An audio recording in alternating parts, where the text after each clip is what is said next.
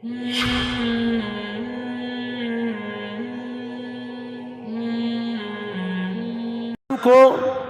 اپنی پیٹھ نظر نہیں آتی، اگر اس پیٹھ میں خوبصورتی ہے تو وہ بھی نظر نہیں آتی، اور اگر اس پیٹھ میں کچھ خرابی ہے، کمی ہے، وہ بھی نظر نہیں آتی، جب تک کہ دوسرا انسان اس خرابی یا اس اچھائی کو بیان نہ کرے۔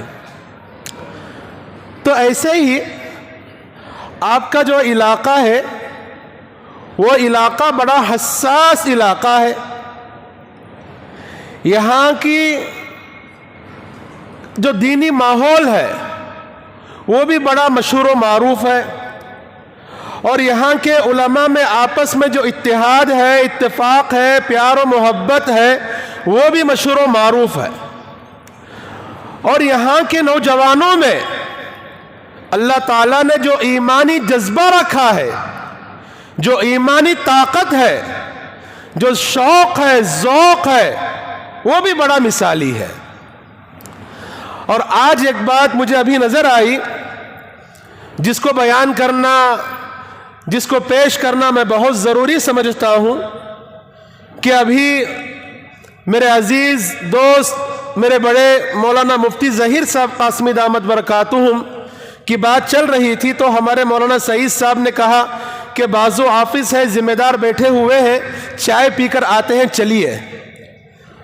تو میں تو گیا تھا چائے پینے کے لیے، لیکن میں نے چائے کم پی، لیکن وہاں جو میں نے محبت دیکھی، آپس میں علماء کا احترام دیکھا، ذمہ داروں کے درمیان میں جو چاہت دیکھی، وہ بے مثال دیکھی۔ یاد رکھیے گا، جس علاقے کے ذمہ داروں میں اتحاد ہو، جس علاقے کے ذمہ داروں کے اندر اخلاق حسنہ ہو، اور جس علاقے کے ذمہ داروں کے اندر قوم و ملت کا درد ہو، وہ علاقہ کبھی ناکام نہیں ہو سکتا۔ اگر ساتھ ہی ساتھ علماء بھی ساتھ دے، یا ایک ہے علماء کا ساتھ ذمہ دار دے دے، نور علی نور ہے، وہ علاقہ پوری ریاست کے لیے، پورے شہر کے لیے، پورے ملک کے لیے ایک مثالی علاقہ بن جائے گا۔ تو ماشاءاللہ یہ جو کامیابی کی علامات ہیں، ان علامتوں کو میں آپ کے علاقے میں دیکھ رہا ہوں، اور میں آپ کو مبارکباد دیتا ہوں، اور یہ انشاءاللہ آپ کو پیشن گوئی دینا چاہوں گا کہ ایک وقت وہ قریب میں آئے گا کہ نیل سندر کا علاقہ بڑا بے مثال علاقہ بن جائے گا، یہاں کا دینی ماحول بہت اچھا بن جائے گا انشاءاللہ۔ بہرحال ہمارے درمیان میں علماء کرام کی بڑی تعداد ہے، جیسا کہ ابھی آپ کے صدر صاحب نے مجھے کہا کہ آپ مولانا سعید صاحب کے ساتھیوں میں ہوں گے، بلکہ شفیع صاحب نے کہا، سید شفیع اللہ صاحب نے، تو ہمارے سعید صاحب جو آپ کے اس مدرسے کے محتمم ہیں، بڑے ملنسار عالم دین ہیں، اپنے آپ کو بڑا عاجز بنا کر پیش کرتے ہیں، خدمت بھی کرتے ہیں، اور قوم و ملت کا درد بھی رکھتے ہیں، تو انہوں نے کہا کہ میری 2001 کی فراغت ہے، میں نے کہا کہ میری 2008 کی فراغت ہے، مستقل 7 سال کا چھوٹا ہوں میں۔ تو آپ اندازہ کیجئے کہ اس کے علاوہ جتنے علماء یہاں بیٹھے ہوئے ہیں، مفتی ظہیر صاحب تو ماشاءاللہ میرے سے ہر اعتبار سے بڑے ہیں، میں ان کا ممنون و مشکور ہوں، مجھے حکم کرتے ہیں تو میں کبھی حاضر ہو جاتا ہوں، میں بہت دل سے مفتی صاحب کا ادب احترام کرتا ہوں۔ اور میں نے یہاں آ کر کے ایک بات غور کیا، وہ یہ ہے کہ ماشاءاللہ آپ کی مسجد اکبری بڑی خوبصورت مسجد ہے، اور یہاں آپ نے جس امام کا انتخاب کیا ہے، قاری صہیب صاحب دامت برکاتہم، جن کی آواز کے اندر ایک جادو ہے، جب وہ قرآن پڑھتے ہیں تو ایک سما چھا جاتا ہے، جب قرآن پڑھتے ہیں تو ایسا معلوم ہوتا ہے کہ قرآن کریم کو اللہ نے جو مقصد کے لیے اتارا تھا، ان مقاصد میں ایک مقصد ہم کامیاب ہو رہے ہیں، قرآن کریم سننے میں بڑا مزہ آتا ہے۔ تو ماشاءاللہ یہاں کے امام بھی بڑے شاندار ہیں، بہت بہترین ہیں، مسجد بھی عالی شان ہے، ذمہ دار بھی بڑے پیارے ہیں، علاقے کے علماء میں بڑے اتحاد ہے، اور اس موقع پر ہمارے بریلوی علماء بھی تشریف لائے ہوئے ہیں۔ مجھے بہت ہی بڑی خوشی ہوئی ان کو دیکھ کر کے، یہی اصل ہماری طاقت ہے۔ اب سمجھنے کی کوشش کریں، میں اپنے عنوان پر ایسے ہی آتا ہوں دھیرے دھیرے، کہ ہم کلمے کی بنیاد پر ایک ہو جائیں. مسلک اپنی جگہ, آپ کا نظریہ اپنی جگہ, آپ اپنے مسلک کو چھوڑیے مت, دوسروں کے مسلک کو چھیڑیے مت. جب ایمان کی بات آتی ہے, جب کلمے کی بات آتی ہے, جب میرے اور آپ کے آقا جناب محمد رسول اللہ صلی اللہ تعالی علیہ وسلم کی شان اقدس کی بات آتی ہے, قرآن کریم کی بات آتی ہے, میرے عزیز و نوجوانوں, اس وقت یہ ہوتا ہے کہ ہم تمام کے تمام اپنے مسلک کو چھوڑ کر کے صرف ایک کلمے کی بنیاد پر ایک جگہ جمع ہو جائیں.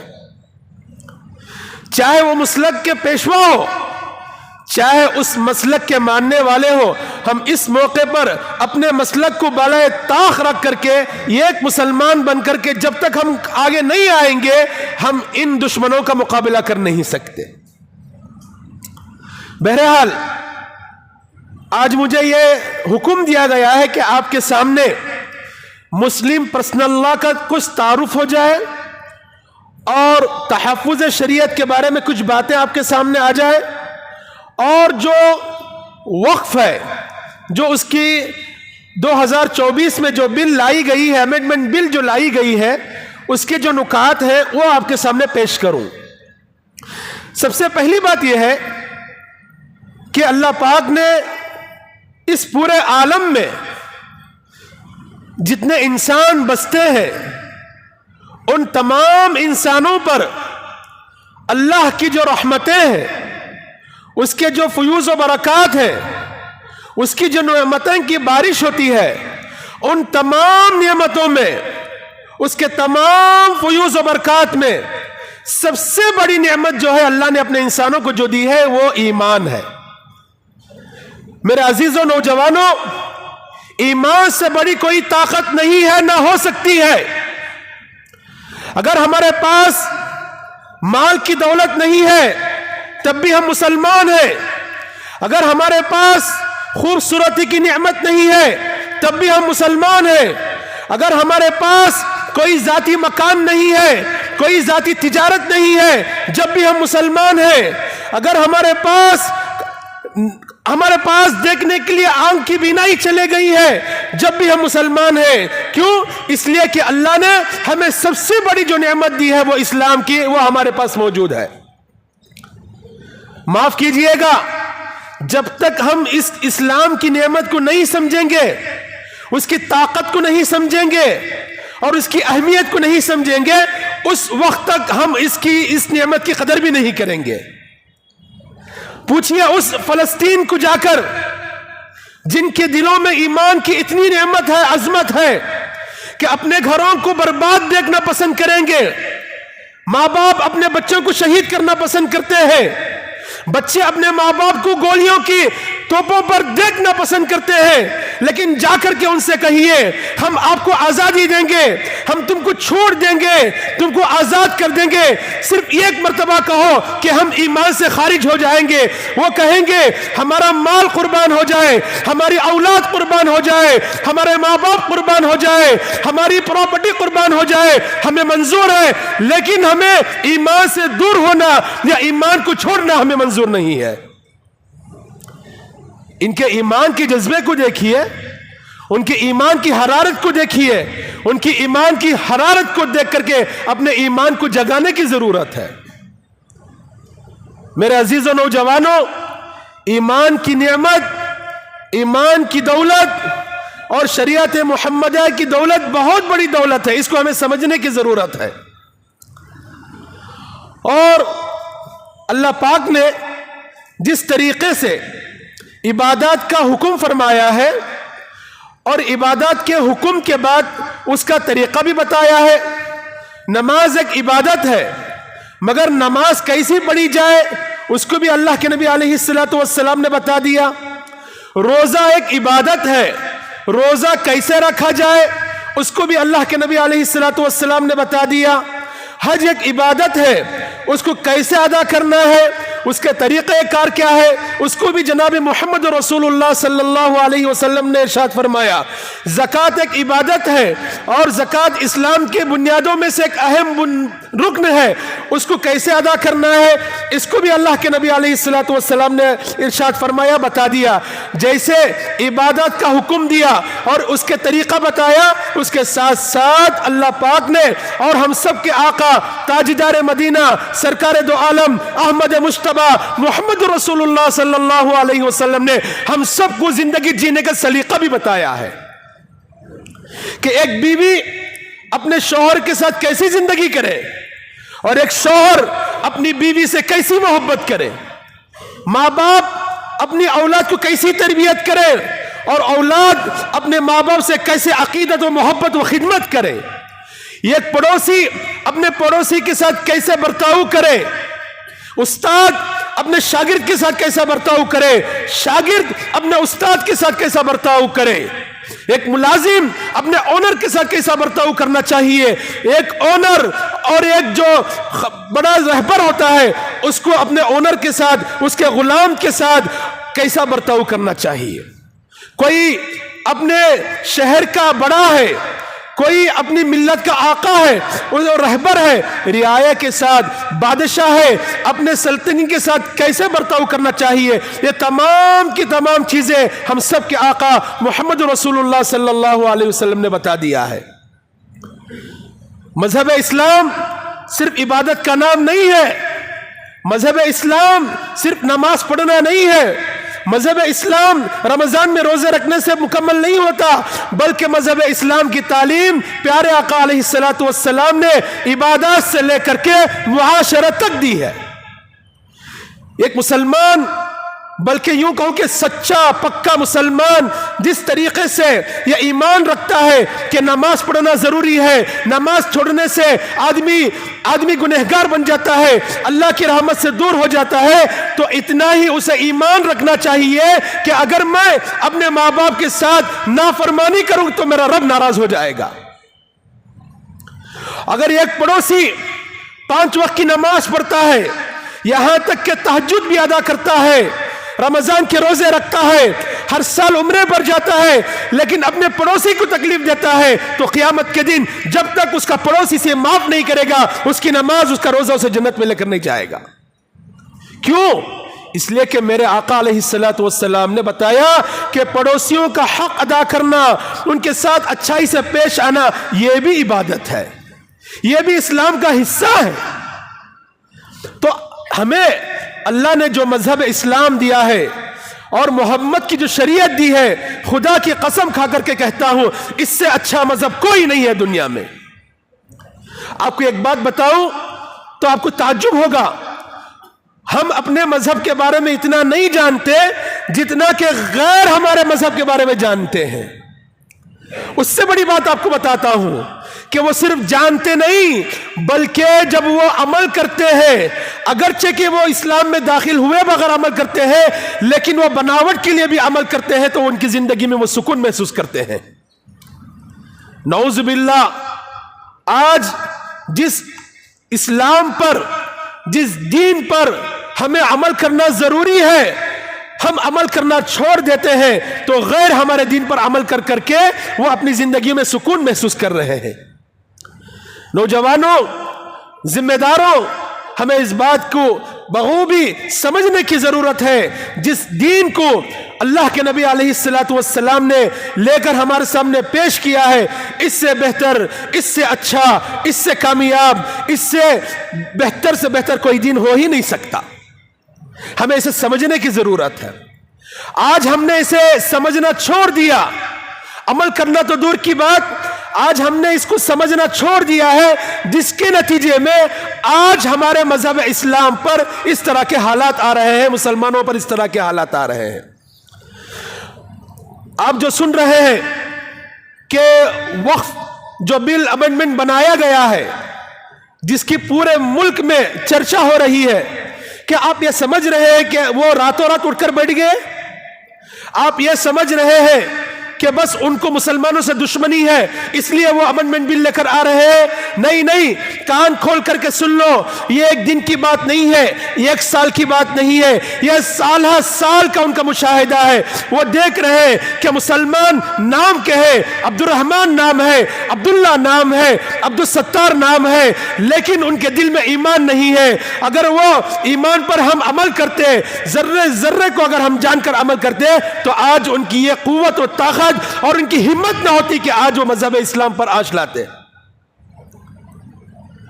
محترم عزیز و نوجوانوں، اگر ہم اپنے دین کی حفاظت کریں گے، اپنی شریعت کی حفاظت کریں گے، تو یہاں بیٹھ کر کے ایک بات کہہ کر کے جاتا ہوں، ہمیں کسی کے تعاون کی ضرورت نہیں ہے، کسی حکومت کے تعاون کی ضرورت نہیں ہے، کسی حکومت کے سپورٹ کی ضرورت نہیں ہے. اگر آج بھی ہم اپنی شریعت پر مکمل عمل کریں گے. آج ہم نے شریعت پر عمل کرنا چھوڑ دیا، جس کی وجہ سے حکومت ہو یا سلطنت ہو یا بادشاہت ہو یا کوئی تنظیم ہو یا کوئی جماعت ہو، جگہ جگہ ہمارے اوپر حملے ہو رہے ہیں. بہرحال مسلم پرسنل لا، یہ مسلم پرسنل لا کے بارے میں ہمارے مولانا مفتی ظہیر صاحب نے مختصر روشنی ڈالی ہے. میں آپ کے سامنے چند جھلکیاں بتا کر کے آگے پڑھتا ہوں. یہ مسلم پرسنل لا جو ہے وہ ہماری آئلی جو زندگی ہے اس کا ایک اہم حصہ ہے. آئلی زندگی کا مطلب کیا ہے؟ خاندانی نظام. مثال کے طور پر نکاح ہے، مثال کے طور پر طلاق ہے، اور اسی طریقے سے میراث ہے. جب کوئی آدمی دنیا سے چلا جاتا ہے، اس کا انتقال ہو جاتا ہے، تو اس کا جو مال ہوتا ہے وہ مال اپنے ورثاء میں جو تقسیم کیا جاتا ہے اس کو کہتے ہیں میراث. وہ بھی اسلام کا ایک حصہ ہے اور ہمارے معاشرت کا حصہ ہے، خاندانی نظام ہے. اسی طریقے سے جب کوئی انسان، کوئی شوہر انتقال ہو جاتا ہے یا کوئی شوہر اپنی بیوی کو طلاق دیتا ہے تو وہاں عدت ہوتی ہے، عدت گزارنا ضروری ہوتا ہے. اور اسی طریقے سے بہت سی چیزیں ہیں جو مسلمانوں کے لیے خاص ہے. جیسا نماز مسلمانوں کی شان ہے، جیسا نماز مسلمانوں کی پہچان ہے، روزہ مسلمانوں کی پہچان ہے، خانہ کعبہ پر جانا، مدینہ منورہ پر جانا، حج کرنا، عمرہ کرنا، یہ مسلمانوں کی شان ہے. ایسے ہی میراث میں حصہ دینا یہ مسلمانوں کی پہچان ہے. نکاح اسلامی طریقے سے کرنا مسلمانوں کی پہچان ہے. ناگفتہ حالات میں ضرورت پڑنے پر طلاق دینا اسلامی طریقے سے دینا یہ مسلمان کی پہچان ہے. یہ جس طریقے سے کوئی ہمارے ایمان سے ہمیں نماز سے نہیں روک سکتا، ہمیں زکوٰۃ ادا کرنے سے نہیں روک سکتا، حج ادا کرنے سے نہیں روک سکتا اور عمرہ کرنے سے نہیں روک سکتا، ایسے ہی ہمیں اپنے جو آئلی زندگی ہے، خاندان کے مسائل ہیں جو ہم شریعت ہمیں بتاتی ہے، اس سے بھی ہمیں کوئی نہیں روک سکتا. اگر کوئی ہمیں روک رہا ہے تو ہمیں کھڑے ہو کر کے پیار کے ساتھ، محبت کے ساتھ، اخلاق کے ساتھ ہمیں اس کا مقابلہ کرنا ہے. خاموش بیٹھنے کا یہ وقت نہیں ہے، ہاتھ پہ ہاتھ دھرنے کا یہ وقت نہیں ہے.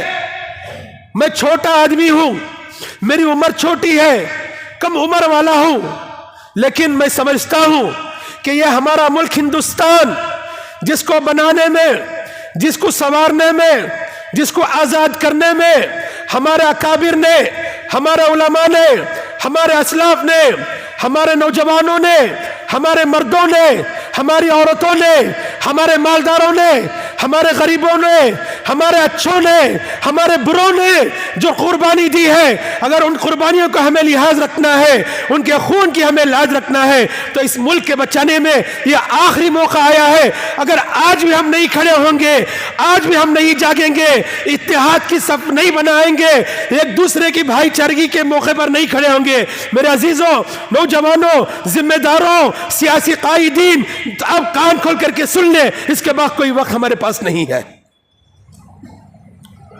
یہ آخری موقع ہے اپنے ایمان کو بچانے کا. یہ آخری موقع ہے اپنے قرآن کریم کو لوگوں کے سامنے پیش کرنے کا، یہ آخری موقع ہے ہمارے اس پیارے وطن کی جمہوریت کو بچانے کا، یہ آخری موقع ہے۔ ہم مرنے کے بعد اگر ہمارے بچے سکون سے جینا چاہتے ہیں تو ہمیں کچھ کرنا ہے۔ کسی کی عمر 60 سال ہو گئی ہے، کسی کی 70 ہو گئی ہے، کسی کی 50، کسی کی 40، کسی کی 30 ہے۔ آپ سوچئے ان بچوں کے بارے میں جن کی عمر 5 سال ہے، آپ سوچئے ان بچیوں کے بارے میں جن کی عمر 10 سال ہے، 15 سال ہے، ان کا فیوچر، ان کا مستقبل کا کیا حل ہوگا؟ آج ہمارے رہتے ہوئے ہمارے ایمان پر ڈاکہ، آج ہمارے رہتے ہوئے ہمارے گھروں پر بلڈوزر چلایا جا رہا ہے، آج ہمارے ہوتے ہوئے ہمارے مسجدوں کو پتھر مارا جا رہا ہے۔ اگر آج ہم اپنے بچوں کے سامنے اتحاد کا ثبوت نہیں دیں گے، آج ہم اپنے بچوں کے سامنے طاقت کا ثبوت نہیں دیں گے، اگر آج ہم اپنے بچوں کے سامنے ایمان کا جذبہ پیش نہیں کریں گے تو میرے عزیزوں نوجوانوں، ہمارے بچے کیا کر سکتے ہیں؟ ہمارے بچے غلام بن جائیں گے، ہمارے بچے نوکر بن جائیں گے۔ غلامی کی زندگی سے موت اچھی ہے۔ کیا ہم موت اچھی ہے بول کر اپنے بچوں کو زہر دیں گے؟ نہیں، آج موقع ہے کچھ بنانے کا، آج موقع ہے اپنے ملک کی جمہوریت کو بچانے کا۔ اگر ہماری ملک کی جمہوریت بچ رہی ہے تو کان کھول کر کے سن لو، ہمارا مذہب اسلام پر جینا مرنا آسان ہے۔ اگر ہم نے ملک کے سیکولرزم کی توجہ نہیں دی، بلکہ آگے بڑھ کر کہتا ہوں علماء کرام کی موجودگی میں، اگر میں زیادہ کہوں تو معافی چاہتا ہوں، جو شوق، جو ذوق ہمیں نماز کے ادا کرنے میں ہے، روزہ رکھنے میں ہے، زکوٰۃ ادا کرنے میں ہے، خیرات کے کرنے میں ہے، صدقہ دینے میں ہے، یہی شوق و ذوق کی ضرورت ہے اپنے ملک کی جمہوریت کو بچانے میں۔ وہ وقت چلا گیا کہ ہم مسجدوں کی حفاظت کریں گے، آپ ملک کی سیکولرزم کی حفاظت کرو۔ وہ وقت چلا گیا کہ کچھ لوگ مدرسے کی حفاظت کریں گے، کچھ لوگ پارلیمنٹ میں جائیں گے، اسمبلی میں جا کر کے بات کریں گے۔ نہیں، اسمبلی میں بھی بات کرنا بیکار ہے۔ جب تک ہم روڈوں پر نہیں آئیں گے، جب تک ہم اپنی ملک سے محبت کا ثبوت پیش نہیں کریں گے، میرے عزیز و نوجوانوں، وقت بہت نازک ہے۔ بہرحال میں آپ کو ایک بات بتاتا چلوں کہ مسلم پرسنل لا جو ایکٹ بنایا گیا ہے وہ 1937 اس وقت باقاعدہ مسلم پرسنل لا کا ایکٹ قانونی طور پر بن گیا۔ آپ سمجھ لیں گے کہ مسلم پرسنل لا بنا کے کی ضرورت کیا تھی؟ کیا اٹھے بیٹھے ہمارا اکابر نے بنا دیا؟ نہیں، اس وقت مسلمانوں پر آج جو حالات آئے ہیں وہی حالات اس وقت بھی آئے تھے۔ ایک بیچ میں بات کہہ کر کے آپ کو کچھ تسلی بھی دینا چاہوں گا۔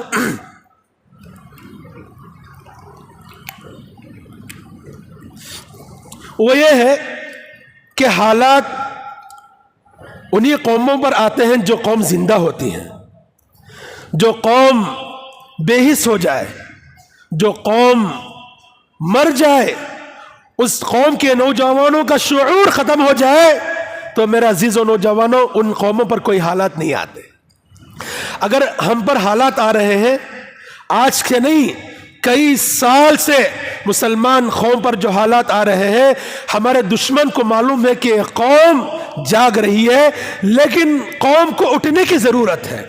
اگر قوم کھڑی ہو جائے تو آج بھی اس قوم کو سلانے والا، اس قوم کو برباد کرنے والا کوئی نہیں ہو سکتا۔ تو بہرحال 1937 میں مسلم پرسنل لا کا وجود عمل میں آیا، اس کا قیام عمل میں آیا، اور اس کی بنیاد جو رکھی گئی 1972 میں رکھی گئی۔ 1972 میں ایک مسئلہ یہ ہوا کہ آپ کو معلوم ہے لے پالک، یعنی چند لوگ ایسے ہوتے ہیں جن کو اگر اولاد نہیں ہوتی تو وہ دوسروں کے بچے کو لے کر کے پال لیتے ہیں، ان کی تربیت کرتے ہیں۔ شریعت کہتی ہے کہ جو اپنا حقیقی بیٹا نہیں ہو سکتا وہ لے پالک بیٹا اپنا حقیقی ہو نہیں سکتا۔ جو کہتے ہیں نا میرا بیٹا، حقیقی بیٹا، تو حقیقی بیٹا وہی ہو سکتا ہے جو اس باپ ہی کو پیدا ہوا ہو، لیکن جو بچہ لے کر کے پالا جاتا ہے اسے حقیقی بیٹا کہنے کا حق نہیں ہے، یہ شریعت کہتی ہے۔ لیکن اس زمانے میں ایک آرڈر یہ آیا کہ جو بچے کو لے کر پالا جاتا ہے اس کے اوپر بھی وہی حکم آئے گا جو حقیقی بیٹا پر آتا ہے۔ تو اس وقت علماء نے کہا یہ ہماری شریعت کے خلاف ہے، ہم اس کو تسلیم نہیں کریں گے۔ تو ظاہر ہے اس وقت بھی حکومت نے بڑا زور سے شور سے یہ چرچا کیا، نہیں بلکہ ایسا ہی ہوگا، جو بچے کو لے کر کے پالتے ہیں اس کا وہی حکم ہوگا جو حقیقی بیٹے کا ہوگا۔ تو الحمدللہ قربان جائے، درود و سلام ہو ہمارے اکابر علماء کی محنتوں پر، ان کی دور اندیشی پر۔ اس وقت ہمارے علماء نے ڈیسیژن لیا کہ ہم شریعت کو چھوڑ کر کے کوئی کام نہیں کریں گے، ہمارے لیے شریعت مقدم ہے، بعد میں ہم دوسری بات قبول کریں گے۔ تو بہرحال حکومت کو بلکہ سپریم کورٹ کو اس فیصلے کو بدلنا پڑا۔ چند سالوں کے بعد یہ فیصلہ پھر واپس آیا، لیکن وہاں سے مسلمانوں کو مستثنیٰ کر دیا گیا کہ مسلمان اس سے الگ ہے، باقی جتنی قومیں ہمارے ملک میں بستی ہیں وہ سن لیں، یہ بن گیا ہے قانون کہ جو حقیقی بیٹے کا حق ہوتا ہے لے پالک بیٹے کا بھی وہی حق ہوتا ہے میراث میں، اس کی تربیت میں۔ لیکن ماشاءاللہ ہمارے علماء کھڑے ہو گئے، سر کو کفن باندھا، انہوں نے کہا کہ ہم شریعت کے خلاف، قرآن کے حکم کے خلاف نہیں جائیں گے۔ تو اس وقت کی حکومت بھی مجبور ہو گئی کہ مسلمانوں کو اس سے الگ کر دیں گے۔ دوبارہ وہی وقت آ گیا ہے کہ آج بھی مسلمان کھڑے ہو جائے کہ آپ جو قانون بنا رہے ہیں وقف بل کے تعلق سے ہمیں وہ منظور نہیں ہے، ہمیں وہ منظور نہیں ہے، ہم اپنی جان کو قربان کر دیں گے لیکن وہ بل ہمیں منظور نہیں کریں گے۔ میرے عزیز و نوجوانوں، کان کھول کر کے سن لو، انشاءاللہ ہماری محنت، ہماری کوشش، ہمارا پسینہ، ہمارا خون، ہمارا مجاہدہ اور ہماری میٹنگیں، ہمارا اٹھنا بیٹھنا، ہمارے سب میں اتحاد ایک نہ ایک دن ہمیں کامیابی ضرور دے گا انشاءاللہ۔ اسی کے بعد میں آگے ایک اور چیز آپ کو لے کر چلتا ہوں۔ ایک اور کیس سنیا ہوگا آپ نے جو بزرگان دین ہمارے بیٹھے ہوئے ہیں، شعبانو کیس کے بارے میں۔ یعنی ہمارا یہ عقیدہ ہے، بلکہ ہمارا یہ ایمان ہے، اگر کوئی شوہر اپنی بیوی کو طلاق دے دے تو اس کی جو عدت ہوتی ہے، اس عدت کے درمیان میں جو نان و نفقہ ہوتا ہے وہ شوہر کے ذمہ ہوتا ہے۔ اس کی عدت کے بعد اگر وہ دوسری شادی کر لے یا شادی نہ بھی کرے، عدت کے بعد جس شوہر نے اسے طلاق دیا تھا، جو نان و نفقہ دے رہا تھا اس کی عدت میں، وہ اس نان و نفقہ اسے دینے کی ضرورت نہیں ہے عدت کے بعد۔ لیکن قانون یہ بنایا گیا کہ ایسا نہیں ہے، بلکہ جو شوہر طلاق دیتا ہے اپنی بیوی کو، اس کی عدت تک تو وہ نان و نفقہ دے گا شریعت کے مطابق، لیکن اس کی عدت گزرنے کے بعد بھی اگر وہ عورت، وہ لڑکی کسی سے نکاح کرے بغیر، کسی کے ساتھ غیر تعلق میں رہے، جب تک وہ رہے گی پہلا شوہر اس کو نان و نفقہ دینا پڑے گا۔ تو ہمارے علماء نے کہا کہ ایسا شریعت میں نہیں ہے، شریعت میں جو ہے ہم اسی کو تسلیم کرتے ہیں، ہمیں یہ تمہارا قانون منظور نہیں ہے۔ تو الحمدللہ اس وقت بھی اللہ نے ہمیں کامیابی دی۔ آپ سن لیجئے، یہ ہماری تاریخ ہے، یہ ہمارے اکابر علماء کی کوششیں ہیں، ان کی محنتیں اللہ نے رنگ لائی ہیں۔ آج بھی وہی اللہ ہے جو آج کے 70 سال 100 سال پہلے تھا، وہی قرآن آج بھی ہے جو 100 سال پہلے تھا۔ بس مسلمان کے جذبے میں کمی آ گئی ہے، مسلمان کی سوچ میں کمی آ گئی ہے، مسلمان کی فکر میں کمی آ گئی ہے۔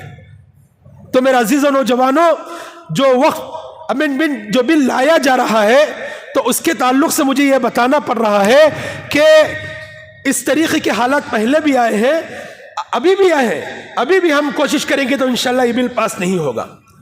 ایک اور بات آپ کو بتا دوں کہ سب سے پہلے مسلم پرسنل لا بورڈ کا جو پروگرام ہوا ہے وہ بامبئی میں ہوا۔ اور ایک اور بات آپ سن لیجئے، جب بھی یہ حالات آئے، مسلم پرسنل لا کا قیام عمل میں آیا، تو ہر جمعہ کی نماز کے بعد پورے ملک میں ہر جمعہ کی نماز کے بعد مسلمان روڈوں پر آ گئے، تو حکومت پریشان ہو گئی، हुकूमत ये फैसला लेने पर मजबूर हो गई, अगर चंद दिन हमें और तवक्कुफ करेंगे या अपने फैसले पर बाकी रहेंगे तो शायद मुल्क का अमन व अमान बिगड़ सकता है। तो फैसला फौरन लेना पड़ा कि आपका कुरान आपको प्यारा, आप जिस कानून को अमल करना चाहेंगे हम मंजूर हैं। तो मैं इसीलिए आपको सुना रहा हूं कि मुस्लिम पर्सनल लॉ अगर कोई आपसे पूछ ले कि इसकी बुनियाद कैसे पड़ी, इसका क़याम कब अमल में आया, इसका सबसे पहला प्रोग्राम कहाँ हुआ और इसके सबसे पहले जो सदर है उनका नाम क्या है, तो आप बताएं कि इस मुस्लिम पर्सनल लॉ बोर्ड के सबसे पहले सदर हम सब के शेख, हम सब के मोहसिन हजरत कारी तय्यब साहब रहमतुल्लाहि अलैह, और इस मुस्लिम पर्सनल लॉ बोर्ड के सबसे पहले सेक्रेटरी हजरत मौलाना मिन्नतुल्लाह साहब रहमानी रहमतुल्लाहि अलैह। ये हमारे मुस्लिम पर्सनल लॉ बोर्ड के अकाबिर हैं और ये वाहिद जमात है, ये वाहिद जमात है, मजबूत जमात है, जिस जमात के प्लेटफॉर्म में, जिस जमात की सफ में अल्हम्दुलिल्लाह इस मुल्क के अंदर जितने मसालिक हैं, जितने फिरके हैं, तमाम के तमाम उसके सरकर्दा शख्सियात मौजूद हैं। उसके अलावा जितनी जमातें हैं, कोई अपना नजरिया लेकर के अपना काम कर रहा है, किसी की कोई फिक्र अलग है, किसी का मसलक अलग है, किसी की सोच अलग है, लेकिन ये वाहिद जमात, मजबूत जमात, ये शर्त जरूर लगा रहा हूं, मजबूत जमात पूरे मुल्क की मुस्लिम पर्सनल लॉ है कि अल्हम्दुलिल्लाह इस मुस्लिम पर्सनल लॉ बोर्ड के प्लेटफॉर्म पर और इस मुस्लिम पर्सनल लॉ के सफ में हर मसलक के मानने वाले हैं सिवाय मलऊन खादियूनी के। वो तो काफिर है, शैतान मरदूद है, अगर कोई उनके कुफ्र के बारे में डाउट भी करे तो उसका ईमान खतरे में है। तो ऐसे हालात में जीना मरना एक हो गया था, उस वक्त भी कुर्बान जाए हमारे अकाबिर की दूरअंदेशी पर, उनकी विरासत पर, उनके इल्म पर, उनके यकीन पर। उस मौके पर भी कादियानियों को हमारे अकाबिर में, हमारे अकाबिर ने हमारी सफ में नहीं लिया। जरूरत थी, मौका था, लेकिन ऐसे मौके और ऐसे वाहवाही की क्या जरूरत है जो शिर्क और इस्लाम में फर्क ना करे, उससे तो हम गुलामी की जिंदगी कर लेंगे या मौत मर जाएंगे। तो बहरहाल ये वाहिद जमात है जिसकी वजह से इस जमात की बड़ी ताकत है। लेकिन मुझे अफसोस के साथ कहना पड़ता है कि हमारे जितने नौजवान हैं, बुजुर्ग तो बैठे हुए हैं, मैं उम्मीद करता हूँ, मेरा हुस्न ज़न यही कि आप माशाल्लाह मुस्लिम पर्सनल लॉ को जानते भी हैं, मानते भी हैं, उसकी खिदमत भी आपके सामने होंगे, लेकिन नौजवान है, मैं समझता हूँ कि उनको मुस्लिम पर्सनल लॉ का अभी तारुफ बहुत कम है, बल्कि ना के बराबर है। समझे आप? इसे समझने की ज़रूरत है और इसके लिए बयानात सुनने की ज़रूरत है और इसके लिए हमें उलमा की सोहबतों को इख्तियार करने की ज़रूरत है। इसके लिए मुस्लिम पर्सनल लॉ जब भी आपको आवाज़ दे, उसकी आवाज़ पर लब्बैक कह करके जाने की ज़रूरत है। जब आप मुस्लिम पर्सनल लॉ को पहचानेंगे तो आपके दिल में मुस्लिम पर्सनल लॉ की अजमत आ जाएगी। उस वक्त अगर कोई एक इंसान भी दुश्मन इस्लाम में अगर मुस्लिम पर्सनल लॉ पर उंगली उठाएगा, सही बात बता रहा हूं कि आप सोएंगे नहीं, आपका जीना मुश्किल होगा एक जब तक आप उसको जवाब नहीं देंगे। क्यों? इसलिए कि आपने मुस्लिम पर्सनल लॉ को पढ़ लिया, समझ लिया और अपनी जान से ज्यादा आपने मुस्लिम पर्सनल लॉ को कुर्बानी दी है, समझ लिया है। तो इंशाअल्लाह कभी मुस्लिम पर्सनल लॉ पर, मुल्क के मुसलमानों पर हालात नहीं आएंगे। बहरहाल मैं चंद पॉइंट आपके सामने रखना चाहूंगा, वो ये है कि सबसे पहले आप ये समझ लीजिए कि वक्फ जिसके माने आते हैं कि एक इंसान अपनी मिल्कियत, अपनी ज़मीन या अपनी प्रॉपर्टी, कोई चीज़ अल्लाह के नाम पर कर दे, इसको कहते हैं वक्फ। आपने सुना होगा कि वक्फ का मालिक अल्लाह है। कौन है? अल्लाह है। वक्फ का मालिक अल्लाह है। उससे पहले, वक्फ करने से पहले अगर कोई मालिक था, उसको भी मालिक बनाने वाला मालिक अल्लाह है, लेकिन उसको तौफीक हो गई कि मेरे जीते जी या कि मेरे मरने के बाद मेरी खबर में मुझे कुछ सुकून की ज़रूरत है, मेरे नामे आमाल में मुझे कुछ नेकियां चाहिए اور میں اپنے نبی کے سامنے، جس نبی نے میرے خاطر پیٹ پر پتھر باندھے، جس نبی نے امت کے خاطر، شریعت کے خاطر اپنے نواسوں کو شہادت پر دینا پسند کیا، اس نبی کو میں کیا چہرہ دکھاؤں گا اگر میرے اعمال میں، میرے نام اعمال میں کچھ نیکیاں نہ ہوں۔ حدیث میں آتا ہے، پیارے آقا علیہ السلام فرماتے ہیں کہ جب کوئی انسان دنیا سے چلا جاتا ہے تو صرف 3 چیزیں باقی رہ جاتی ہیں۔ پہلے نمبر پر آتا ہے اس کی اولاد۔ اگر مرنے سے پہلے اگر اسے اولاد ہو جائے اور وہ مر جائے، انتقال ہو جائے، تو اگر اس کی اولاد جب بھی ہاتھ اٹھائے نماز کے بعد یا کوئی بھی موقع پر، رب ارحمہما کما ربیانی صغیرا، پروردگار عالم تو میرے ماں باپ پر ایسے رحم فرما، ایسے کرم فرما، ایسی نوازش فرما جیسے کہ انہوں نے مجھ پر بچپن میں فرمایا تھا۔ تو میرے عزیزوں، نوجوانوں، کان کھل کر کے سن لو، ہمارے ماں باپ ہماری سب سے بڑی نعمت ہے۔